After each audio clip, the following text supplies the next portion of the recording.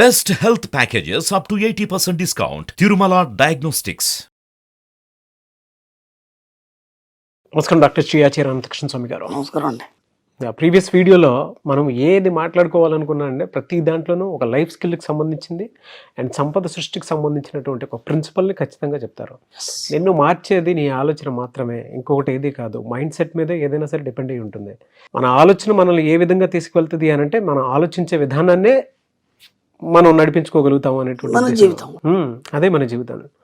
అదే నిజానికి principal mind set దాన్ని బట్టే ఎక్కువగా ఉంటుంది. చాలా విషయాలను నేర్చుకుంటూ వెళ్తూ ఉన్నాము మనీ మంత్ర సబ్జెక్ట్లో. అండ్ చాలా డీప్ రీసెర్చ్ చేసిన మాట్లాడినటువంటివి కూడా చాలా ఉన్నాయి.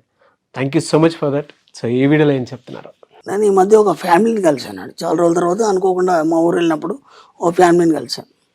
ఫ్యామిలీని కలిసినప్పుడు వాళ్ళు ఒక 20 సంవత్సరాల క్రితం ఎలా ఉన్నారో ఇప్పుడు అలాగే ఉన్నారు. అలాగే ఉన్నారు, మార్పేం లేదు జీవితంలో. ఓకేనా? వాళ్ళు అలాని పేదవాళ్ళు కాదు, అలాని మధ్యతరగతి కాదు. మధ్యతరగతి అంటే కొంచెం ఎక్కువ, కానీ అప్పటికిప్పటికి ఎలాంటి మార్పు లేదు. వాళ్ళ జీవితంలో అంతే ఉంది. 20 సంవత్సరాల నుంచి చూస్తున్నాను.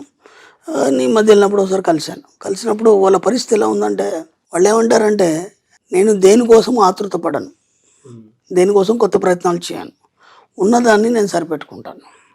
ఓకేనా? దేనికోసం అరులు చాచాను. ఓకేనా? సరే, అంతవరకు ఓకే. ఇప్పుడు పిల్లలిద్దరిని గవర్నమెంట్ స్కూల్లో వేశారు, ప్రైవేట్ స్కూల్లో చదివించట్లేదు. ఓకేనా? అంటే వాళ్ళ బడ్జెట్ ఏదైతుందో చూడడానికి బాగానే రిచ్ కనిపిస్తారు, కానీ పిల్లల్ని మాత్రం గవర్నమెంట్ స్కూల్లో వేశారు. అందరూ ఏమనుకుంటారు, వాళ్ళ పిల్లలు ప్రైవేట్ స్కూల్లో చదువుతున్నారు అనుకుంటారు. అలా రిచ్గా తయారు చేస్తారు.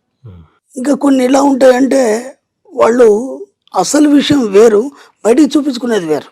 అర్థమైందా? ఎందుకు అలా అంటే, మేము అలా ఉండాలనుకుంటున్నాం, దానికి తగ్గట్టుగా మాత్రం ఖర్చు పెట్టారు, దానికి తగ్గట్టు కూడా మారడానికి సిద్ధంగా లేరు. ఎందుకంటే భయం ఒకటి పట్టి పీడిస్తుంది. ఒకవేళ నేను అలా మారాలనుకున్నప్పుడు దానికి ఇంత ఖర్చు అవుతుంది, మళ్ళీ నేను ఎక్కడి నుంచి తేవాలి. ఓకేనా?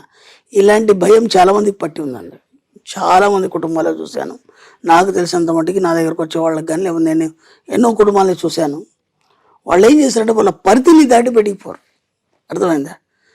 మళ్ళీ ఎంత బాగా చెప్తారంటే, నేను వెళ్ళగానే మీ వీడియోలు 2 years నుంచి చూస్తున్నానండి, భలే ఉంటాయండి మీ వీడియోలు, ఎంత అద్భుతంగా ఉంటాయంటే మనిషికి ధైర్యాన్ని ఇస్తాయి, చచ్చిపోవడం కూడా బతికిస్తాయి, ఇవన్నీ బాగుంటాయి.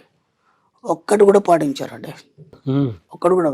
అంటే అవన్నీ ఎవరి కోసం అనుకుంటారంటే, ఎవరో ఒకరు క్లాసు పోతారు కదా, వాళ్ళ కోసం అనుకుంటారు వాళ్ళు.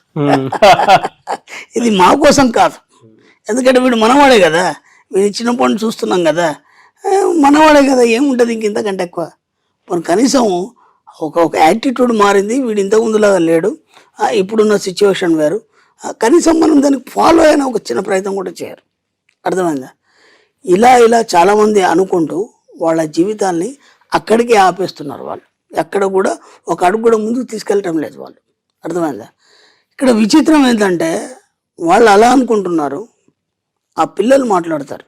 ఆ పిల్లలతో నేను మాట్లాడిన వాళ్ళ డిస్కషన్స్ ఎలా ఉంటాయంటే, వాళ్ళ ఆలోచనలన్నీ ఉన్నతమైన స్థితిలో ఉంటాయి. అర్థమైందా? వాళ్ళు ఎలా చెప్తారంటే, అంకుల్ కనీసం రోజు 1000 రూపాయలు ఖర్చు పెట్టాలి అంకుల్. 1000 రూపాయలు ఖర్చు పెట్టాలని ఒక చిన్న పిల్లాడు మాట్లాడిందంటే వాడు ఆలోచన విధానం ఎంత పెద్ద పెరిగింది. అవును. తల్లిదండ్రులు మాత్రం అలాగే ఉన్నారు. ఇప్పుడు ఏమవుతుందంటే, ఇప్పుడున్న మార్కెట్ని బట్టి ఖర్చులు చాలా పెరిగినాయి. అయినా సరే వాళ్ళు బయటికి మాత్రం అలా చూపిస్తున్నారు, లోపల మాత్రం ఆ పేదరికాన్ని ఆ విధంగానే అనుభవిస్తున్నారు వాళ్ళు. అంటే వాళ్ళు ఎంత లోపల మదన పడుతున్నారు, ఎంత కొల్లిపోతున్నారు అనేది వాళ్ళని ఒకసారి కదిలిస్తే మనకు అర్థమవుతుంది. ఓకేనా? ఇంతకుముందు నాకు తెలిసి వాళ్ళకు ఒక 5 లక్షల అప్పులు ఉండేది. ఓకేనా? ఇప్పుడు 10 లక్షలు అయింది. అర్థమైందా? అంటే నీ జీవిత విధానాన్ని నువ్వు మార్చుకోలేదు, దానికి తగ్గట్టుగా నువ్వు జీవించలేదు. ఇక్కడ ఏమైపోయింది? అప్పు పెరిగిపోయింది. నేను ఇంతకుముందు గతంలో వీడియోలు ఎన్నోసార్లు చెప్పాను, మీకు మీ ఖర్చుకు తగ్గట్టుగా మీ ఇన్కమ్ సోర్స్ని పెంచుకోండి. అంటే మీరు ఒక యావరేజ్కి సెట్ అయినారు, యావరేజ్ని తీసేసి విశ్వానికి ఏం చెప్తారంటే, నేను ప్రతి నెల ఇంత సంపాదించినందుకు విశ్వానికి కృతజ్ఞతలని చెప్పండి. ఆ ఫిగర్ని చూడండి, మీ మైండ్లో చూడండి. ఆ ఫిగర్ వచ్చినప్పుడు మీరు ఏమేమి చేస్తారు, సరిగ్గా నెల చివరిలో మీకు ఎంత వస్తుంది, 20,000 వస్తుంది, మీరు 50,000 చెప్పండి, తప్పేముంది అని మనం ఇంతకుముందు కూడా వీడియోలు ఎన్నోసార్లు చెప్పుకున్నాం. అలా చెప్పిన వాళ్ళు కూడా సక్సెస్ అయిన వాళ్ళు చాలామంది ఉన్నారు. ఓకేనా? అది కూడా ఏం చేస్తారంటే, ఒకసారి చేస్తారు, ఈ నెల వచ్చింది, నేను సక్సెస్ అయిపోయిన ఫీల్ అయిపోతారు, అక్కడికి ఆపేస్తారు, మళ్ళీ మర్చిపోతారు, ఇక దాని జోలికి పోరు. ఇక నేను ఎన్నిసార్లు చెప్తున్నానంటే 100,000 సార్లు చెప్తున్నాను, మీరు ఇటువైపు అటువైపు ఓకే రెండు ముందు ఫస్ట్ డిసైడ్ చేసుకోండి.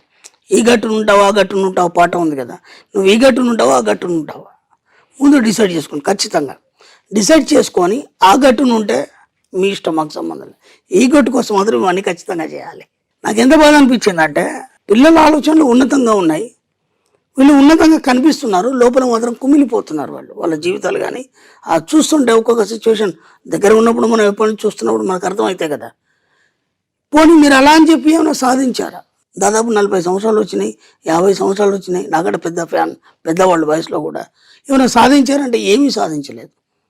అర్థమైందా? చూడ్డానికి మాత్రం ఎంత బాగున్నారో, వీళ్ళు బాగా డబ్బున్నోళ్ళేమో అనుకుంటారు ఎవరైనా చూస్తే మాత్రం.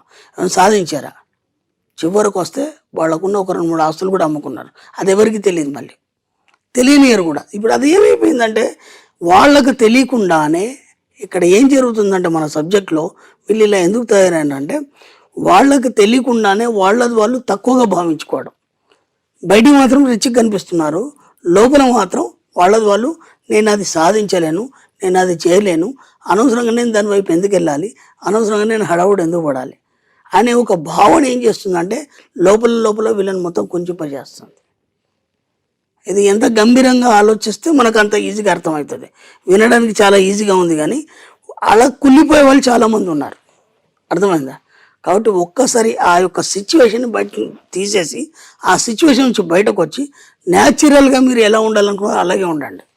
మన సబ్జెక్ట్లో కూడా నేను ఎన్నోసార్లు చెప్పాను, ఈ సబ్జెక్ట్లోకి వచ్చిన తర్వాత మనం ఏదైతే చెప్తున్నామో అది పాటించాలి. ఓకేనా? మన సబ్జెక్ట్ సంబంధించిన రూల్స్ ఏవైతున్నాయో వాటిని పదే మననం చేసినప్పుడు వాటికి తగ్గట్టుగా నీ జీవితాన్ని మార్చుకోవాలి. అప్పుడే నీకు విశ్వం సహకరిస్తుందని చెప్పాను నేను. కాబట్టి మన సబ్జెక్ట్లో ఉన్నటువంటి స్వచ్ఛత ఏంటంటే నువ్వు ఎలా ఉన్నావు అలాగే ప్రజెంట్ చేయాలి. ముసుగులు వేసుకోవద్దు. ముసుగులు వేసుకుంటే విశ్వం నీకేమి ఇవ్వదు. నువ్వు ఎలా ఉన్నావు అలాగే ప్రజెంట్ చేయాలి. అందుకే మనం 100,000 సార్లు చెప్పుకున్నాం. నువ్వు ఎలా ఉన్నావు అలాగే ప్రజెంట్ చేస్తూ నువ్వు ఎవరి కోసం నువ్వు మారకు. అర్థమైందా? ఎవరి కోసం నువ్వు తగ్గకు. అర్థమైందా? నీ కోసం నువ్వు ఎలా కావాలో అలా తయారు చేసుకో. అప్పుడు విషయం నీకు సహకరించి నువ్వు ఎలా తయారనుకుంటున్నావు అలాగే తయారు చేస్తావు.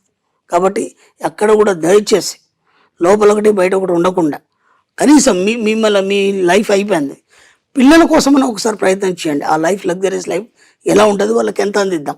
మీది అయిపోయింది, మీ జనరేషన్లో ఎలా ఉన్నారు ఇలా కూడా అయిపోయింది. పిల్లల కోసం కనీసం ఈ సబ్జెక్ట్లోకి రండి, ఈ సబ్జెక్ట్ని పట్టుకోండి, పిల్లల కోసం మారండి. మీరు ఎట్లా అడుక్కున్నారు కదా అప్పులని అవి అని ఇవని, మీ పిల్లలకు చేజాపే పరిస్థితి తీసుకురాకండి దయచేసి. ఎక్సలెంట్ అండి. మీ పిల్లల్ని పిల్లలు ఎప్పుడు పైన ఉంచే ప్రయత్నం చేయండి. దానికోసం మన ఈ సబ్జెక్టు పిల్లలకి ఇచ్చే ప్రయత్నం చేయండి. డెఫినెట్గా అండి. నిజంగా చాలా మందికి ఫైనాన్షియల్ నాలెడ్జ్ పిల్లలకి అంటే మన సబ్జెక్ట్ త్రూ కూడా నర్చర్ చేయొచ్చు. అంటే ఈ విధంగా వెళ్ళాలి అనేటువంటి దాని మీద చాలా మధ్యలో యాడ్ చేస్తుందామండి. నాకు చాలా బాగా నచ్చింది ఆలోచన అయితే.